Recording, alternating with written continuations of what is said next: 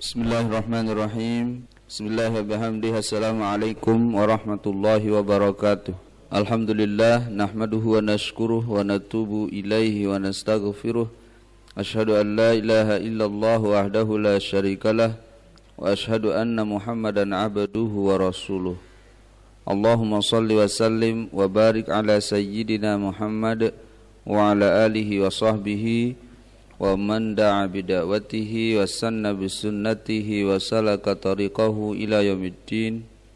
Allahumma aslih ummata Muhammadin sallallahu alaihi wasallam warham ummata Muhammadin sallallahu alaihi wasallam wanshur wahfadh wa ayyid nahdatal watani fil alamin bihaqqi Muhammadin sallallahu alaihi wasallam. Amma ba'du. Qala al-musannif rahimahullahu ta'ala wa nafa'ana bi'ulumihi fid dharain amin. Babun nahyi 'anil dzikri wal kalami 'alal khala'i. Yukrahu dzikru wal kalamu hala qada'il hajati sawa'un kana fis sahra'i aw fil bunyani wa sawa'un fi dzalika jami'ul adhkari wal kalam illa kalamat darurati hatta qala ba'du ashabina idza atasha la yahmadullaha ta'ala wa la yushammitu atisan wa la yaruddu salama wa la yujibul muadzina wa yakunul muslimu muqsiran la yastahiqu jawaban. Wal kalamu bihadza kullihi makruhun karahata tanzihin wala yahrumu. Fa in atasha fahammadallaha ta'ala biqalbihi wa lam yuharrik lisanahu fala ba'sa. Wa kadzalika yaf'alu halal jima'i. Wa rawayna an ibni Umar radhiyallahu anhuma qala marra rajulun bin nabiyyi wa huwa yabulu fasallama alaihi falam yarudda alaihi.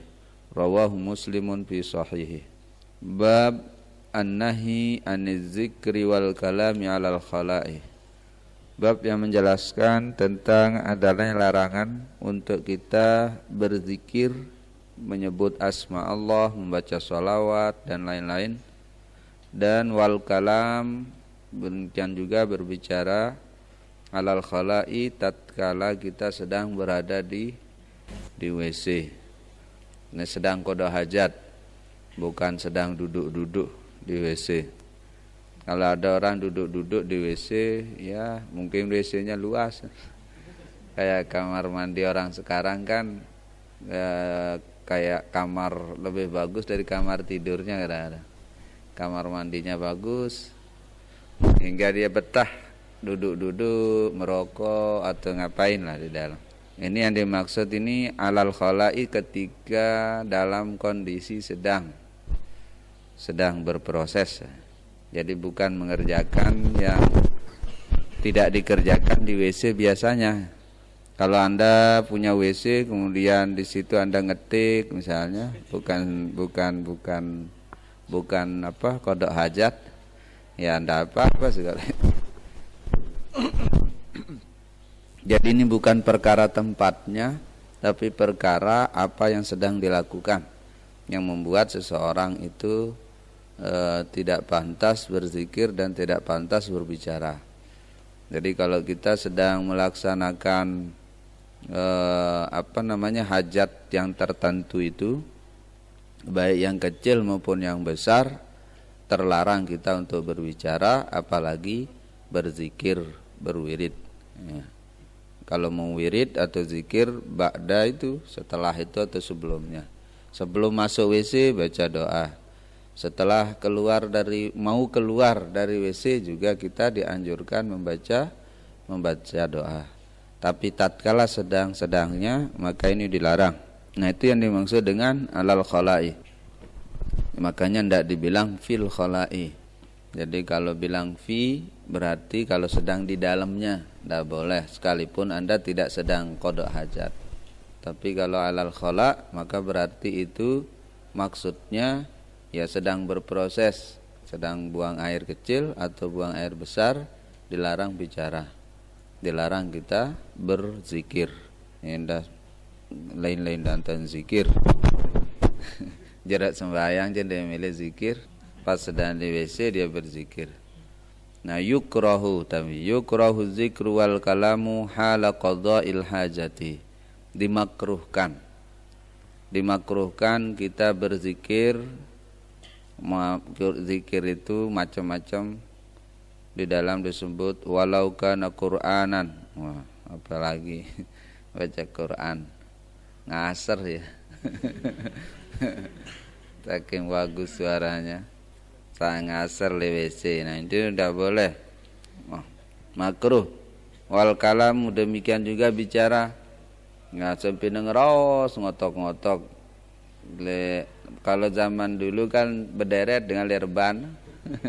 Zaman lain derek lerban terus pada ngerosang macam-macam.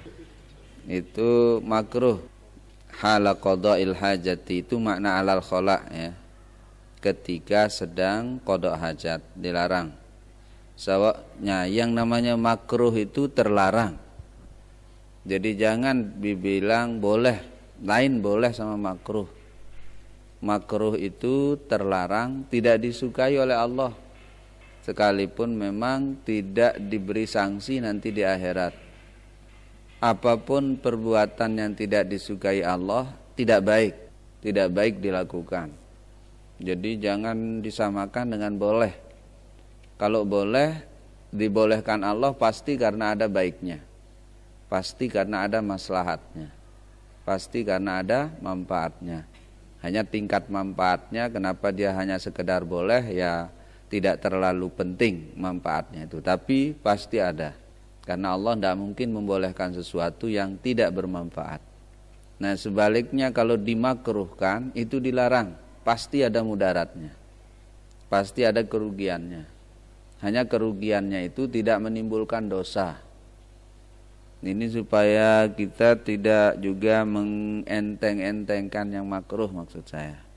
Jadi makruh itu, kalau makruh masih aja makruh. Enggak, makruh itu jangan masih aja makruh. Berusahalah untuk sebisa mungkin juga menghindari hal-hal yang makruh, sebagaimana kita juga harus menghindari yang haram. Karena barang makruh itu mendekatkan kita pada yang haram. Barang makruh itu lebih mudah membuat kita jatuh pada yang haram. Kalau sudah berani bermain-main dengan makruh, maka lambat laun kita juga punya keberanian bermain-main dengan yang haram.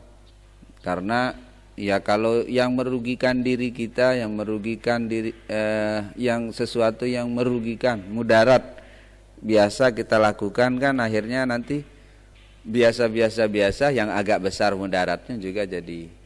Kalau orang misalnya mudarat 10 berani dia lakukan, nanti yang mudaratnya 11 berani juga dia lama-lama. Dan sebelah terus singkat akhirnya yang haram juga jadi dekat.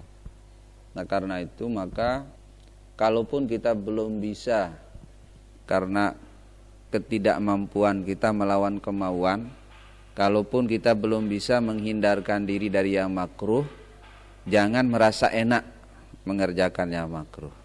Belajarlah merasa gelisah, merasa kurang nyaman melakukan hal-hal yang makruh, sehingga menjadi lebih tidak nyaman lagi kita kalau itu haram.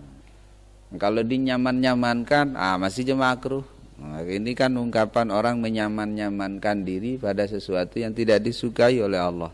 Dan lama-lama nanti yang beratan juga, coba dulu. Nah, terus, nyoba sekali, 2, 3, akhirnya keterusan. Nah, inilah yang kita harus memiliki sikap yang membedakan antara barang makruh, perbuatan makruh dengan perbuatan yang boleh. Kalau yang boleh ya karena boleh, ya silahkan lakukan.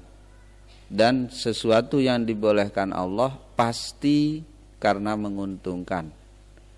Sekalipun tingkat keuntungannya itu karena hukumnya boleh tidak terlalu penting, tapi yang jelas ada manfaat, makanya dibolehkan. Kalau yang tidak ada manfaatnya tidak akan dibolehkan. minimal dia distandarkan makruh, dilarang sekalipun tidak sampai ada sanksi ancamannya nanti di akhirat. Tapi kerugian dunianya pasti ada. Kerugian kita tatkala melakukan sesuatu itu pasti ada. Cuman tidak sampai kerugian itu terbawa ke akhirat gitu. Kira-kira gitulah kalau yang makruh. Jadi sekedar rugi dunia, tidak sampai rugi akhirat. Tapi sekali lagi jangan kita merasa nyaman melakukannya makruh. Belajarlah untuk tidak nyaman. Makanya katanya kalau mau meminimalisir diri dari hal-hal yang kurang baik itu makruh, misalnya merokok. Kalau mau meminimalisir merokok, jangan merokok pada saat kita nyaman merokok. Merokoklah pada saat kita tidak nyaman rasanya merokok. Jadi misalnya Anda mengatakan jarak mangan ya tok perempalang mai merokok, dendek ngerokok tono. Jangan merokok di situ kalau mau berhenti. Merokoknya kapan? Nanti kalau kantau sengan panasan bu itu bereri nanti tok merokok. Karena disitulah nanti akan kelihatan ternyata memang tidak enak.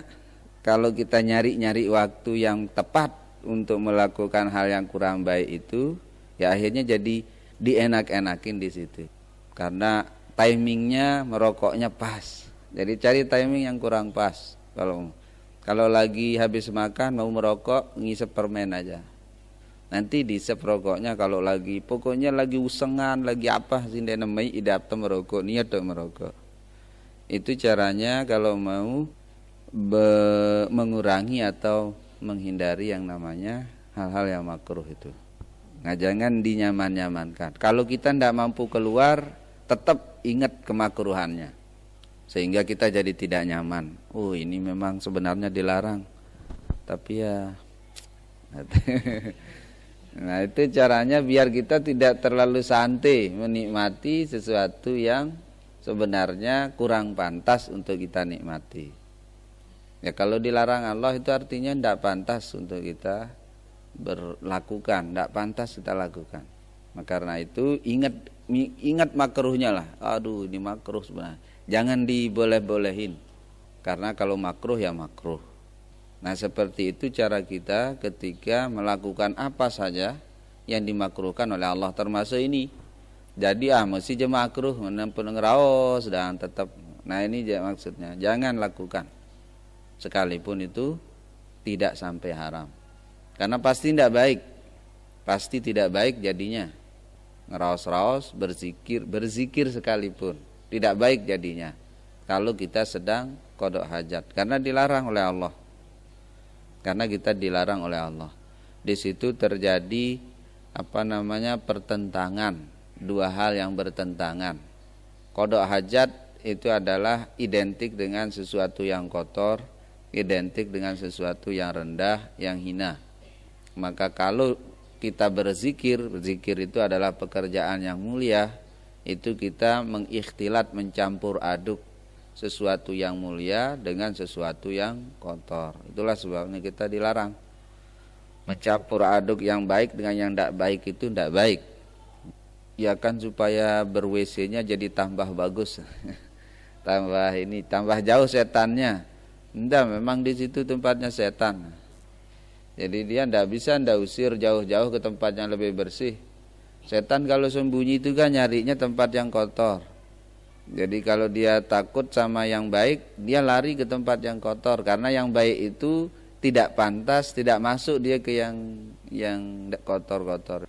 Jadi artinya kalau kita berzikir, berwirid di tempat yang kotor itu tidak ada nilai lebihnya, tidak ada nilai baiknya di sisi Allah. Maka tidak usah lakukan, sia-sia. Lebih baik kita diam, konsentrasikan untuk membereskan apa yang sedang dibereskan. Kalau udah selesai baru nanti kita mulai melakukan hal-hal yang lain. Dari makruh berzikir maupun berbicara ketika sedang qada hajat. Sawa ungka napi sohra, sama ada kita WC-nya WC alam. Sohra kalau orang dulu kan di padang pasir. Tidak ada siapa-siapa, tidak ada apa-apa di situ maksudnya. Jadi sama baik kita sedang di tempat yang sepi, tidak ada apa-apa di situ, lapang, tidak ada kiri kanan kita apa-apa, tetap dilarang untuk berzikir maupun berbicara. Atau di dalam bangunan, kalau sekarang kan rata-rata WC kita begitu, WC di dalam sudah dibuat khusus untuk tempat orang. Nah itu sama hukumnya, sama-sama dilarang untuk kita berzikir dan berbicara. Nah lebih baik kita menggunakan kata dilarang, makruh itu ya, dilarang sekalipun tidak berdosa, dilarang. Itu dilarang berbicara maupun berzikir. Jadi mutlakon lah, apakah WC-nya WC tertutup atau WC yang terbuka, sama hukumnya, sama keterlarangannya. Nah ini untuk membedakan dia, kaitannya nanti dengan masalah membelakangi atau menghadap kiblat itu. Kan kalau membelakangi dan menghadap kiblat, kalau dalam bangunan tembok begitu tinggi ada pembatasnya, itu jadi tidak masalah.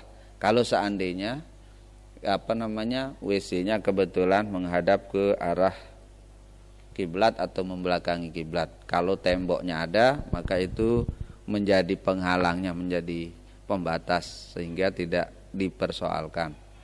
Tetapi kalau bicara itu tidak ada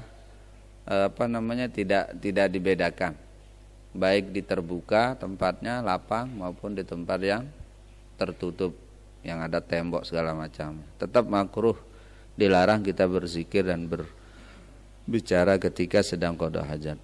Wasawa'un fi dzalikal madhkur min karahati jamil adhkar walau qur'anan fayukrahul ityanu bihi hina izin jami'ul adhkar wal kalam. Jadi ini semua sama aja, dari sisi apa yang dibicarakan mutlakon tidak bolehnya, dari sisi zikirnya mutlakon tidak bolehnya. Zikir itu kan ada baca Quran, ada baca salawat, baca tasbih, tahmid dan lain-lain. Kalau yang kalam itu ada kalam apa macam-macam lah, kalam dunia, kalam akhirat, kalam tentang apa aja, semuanya dimakruhkan untuk dilakukan ketika kita di WC. Illa kalamat darurati, kecuali pembicaraan yang sifatnya emergensi, yang sifatnya harus diucapkan, kalau enggak bahaya. Misalnya ada orang sedang berjalan, ada sumur yang dia enggak lihat misalnya. Ya udah, kalau ada orang begitu cepat ingatkan, awas gitu. Jangan diam. Nah itu termasuk kalam yang darurat. Jadi kalam darurat itu kalam yang penting, yang harus diucapkan, karena kalau enggak nanti bisa terjadi hal-hal yang enggak baik. Nah kalau itu ya silakan, dan harus malah kadang-kadang bisa jadi wajib untuk mengingatkan orang jangan sampai jatuh di lubang kan. Ya anda ingatkan, mungkin dia enggak lihat, enggak perhatikan, maka kalam itu menjadi perlu. Atau ada orang gedor-gedor pintu WC-nya, jangan diem aja. Siapa dari orang di dalam? Diam aja kan, enggak berani menjawab. Nah, perlu dijawab biar yang di luar tahu bahwa ini ada isinya, sehingga dia tidak terus-menerus ini ya. Ya apakah Anda dengan berdehem atau Anda tidak dengan. Jadi seperti itulah. Ya itu namanya kalam darurat. Kalam yang perlu, penting karena ada tuntutan-tuntutan situasi tertentu. Jadi bisa kan, kalau emergensi itu bisa macam-macam tingkatannya, bisa wajib, bisa dianjurkan, bisa boleh-boleh saja, tergantung tujuannya. Kalau yang seperti tadi ada orang nanti bisa jatuh kalau tidak dikasih tahu, maka wajib kita ngasih tahu, karena kita tidak boleh membiarkan saudara kita celaka, tidak boleh membiarkan orang lain celaka. Kalau kita bisa mencegah, wajib dicegah. Ada orang mau jatuh di lubang, ingetin. Ya kalau jatuh juga asal sudah diingetin. Kita yang penting kewajiban kita adalah mengingatkan. Sama dengan orang yang bermaksiat kan, yang penting kita ingetin. Kalau dia tidak mau, ya kita sudah terlepas dari kewajiban untuk mengingatkan. Jadi itu termasuk kalam yang wajib yang harus kita lakukan ketika kita melihat saudara kita mau jatuh misalnya di lubang. Nah, maka cepat kasih tahu. Atau bisa juga yang sifatnya anjuran. Yang sifatnya anjuran misalnya seperti tadi. Ada orang dari luar WC mau tahu ada ndak isinya, ya perlu dikasih tanda. Itu dianjurkan untuk dikasih tanda karena nanti kalau ditabrak pintunya kan aurat kelihatan. Nah, mencegah orang untuk melihat aurat kita, nah, kasih tahu. Misalnya WC-nya tidak ada tutupnya, nanti langsung aja nyelonong orang. Nah, supaya tidak begitu maka diberitahu. Kemudian yang boleh-boleh saja. Nah, ini nanti ada beberapa contoh dari yang boleh tapi tidak dianjurkan. Nah, kemudian ini sudah selesai. Hatta qala ba'du ashabina, ada beberapa ulama dari kalangan Syafi'iyah itu mengatakan sebagian. Apa kata mereka? Idza atasha lam yahmadillah ta'ala. Jadi kalau kita bersin tidak dianjurkan mengucapkan alhamdulillah. Jadi kalau bersin kan di luar qada hajat dianjurkan sekali untuk mengucap alhamdulillahirabbil alamin. Supaya kita dapat doa dari saudara kita yang mendengar. Kalau mengucap alhamdulillah suaranya besar supaya didengar. Jangan alhamdulillah. Akhirnya teman dekatnya tidak dengar. Tidak jadi didoakan yarhamukallah. Jadi kan orang yang mengucap alhamdulillah hak orang beriman kalau sudah bersin kemudian mengucap alhamdulillah haknya adalah didoakan. Ya memang ini tidak sampai pada tingkatan wajib lah hak ini. Tetapi Allah biasanya Nabi kalau bilang hakul mukmin alal mukmin, hakul muslim alal muslim biasanya kewajiban. Jadi masuk kategori wajib. Ya, bisa jadi wajib. Kewajiban saya kalau mendengar saudara saya bersin tetapi mengucap alhamdulillah adalah saya harus mendoakan dia dengan doa yarhamukallah. Itu hak dia untuk didoakan karena dia mengikuti bersinnya dengan memuji Allah. Jadi haknya untuk kita doakan. Nah, tetapi kalau kita sedang di WC, sedang qada hajat, tidak dianjurkan mengucap alhamdulillah. Jadi ya udah dalam hati aja, tapi jangan diucapkan. Wala yusammitu atisan, dan juga tidak sunat kita, tidak dianjurkan kita mendoakan orang yang bersin itu. Yang sunat yang dianjurkan untuk kita doakan itu orang yang mengucap alhamdulillah kalau dia bersin. Kalau bersin tidak mengucap apa-apa ya biarin aja. Karena dia berarti tidak mensyukuri nikmat Allah Subhanahu wa taala yang membuat dia bersin. Bersin itu menjadikan semua macam bakteri penyakit yang dikandung yang ada di dalam rongga kita itu keluar seluruhan. Sehingga itu menyehatkan, membersihkan kita dari hal-hal yang tidak baik. Karena itu sangat dianjurkan kita mengucap alhamdulillahirabbil alamin. Dan suaranya diangkat, nyaring, supaya saudara kita mendengar dan melaksanakan kewajibannya mendoakan. Jadi supaya didoakan. Karena kalau tidak didengar, yang tidak dianjurkan dia berdoa. Karena dia tidak tahu kita itu mengucap tahmid atau tidak. Jadi kalau bersin, alhamdulillahirabbil alamin. Ya kalau dia tidak jawab ya itu tanggung jawab dia. Tapi yang penting begitu kita bersin harusnya dia mendoakan yarhamukallah. Ya nanti kita balas lagi yahdina wa yahdikum wa yuslihu balakum. Ya balas-balasan doa itu cara orang beriman. Jadi kalau temannya udah berjasa ya balas lagi. Saling balas dah. selesai. Artinya semangat orang beriman adalah dia berusaha untuk membalas jasa saudaranya sebaik mungkin. Jadi kalau bisa lebih baik, dengan yang lebih baik, minimal dengan yang sama. Jadi doa dibalas juga dengan doa. Nah, itulah mukmin yang baik. Itulah cara orang Islam yang baik. Nah, karena itu usahakan kalau kita bersin, baca alhamdulillah. Sekalipun tidak ada orang, di malaikat yang doakan. Sekalipun tidak ada orang, apalagi ada orang. Jadi ucap alhamdulillahirrabbilalamin kalau sudah bersin. Biasakan. Ini kalau bersin yang sehat. Kalau bersin karena kita dalam kondisi kurang sehat, berulang-ulang, ya tidak lagi dianjurin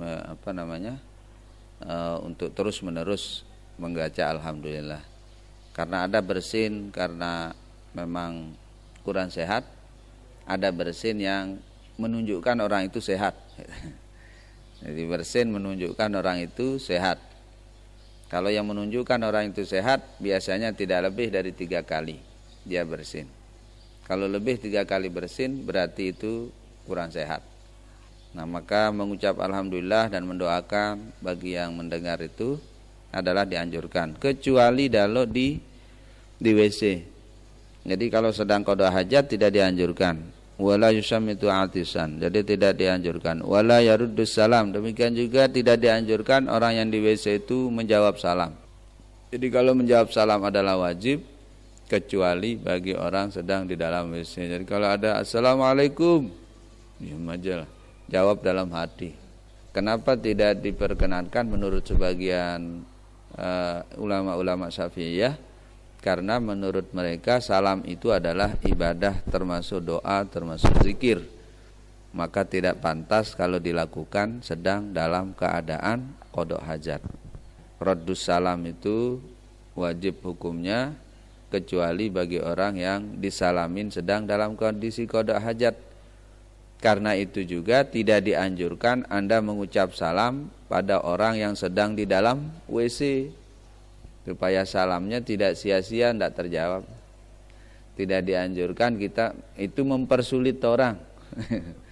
Membuat orang mengucap salam kan menanam jasa, mendoakan orang kan kita menanam jasa sama orang. Tapi menanam jasanya membuat orang itu sulit, karena dia tidak bisa menjawab, membalas, karena memang dilarang. Nah, karena itu jangan mengucap salam kalau Anda sedang kalau orangnya sedang di WC. Kenyekana reban dengan assalamualaikum. Jangan, karena itu membuat dia tidak bisa membalas salam kita. Ini semangatnya adalah semangat orang Islam itu harus saling menjaga, harus saling melindungi. Harus kita berusaha membuat orang Islam yang lain menjadi semakin baik kalau kita ada. Keberadaan kita di tengah-tengah umat Islam yang lain harus bisa menjadi sesuatu yang membawa kebaikan. Jangan menjadi benalu. Jangan menjadi orang lain justru terbebani.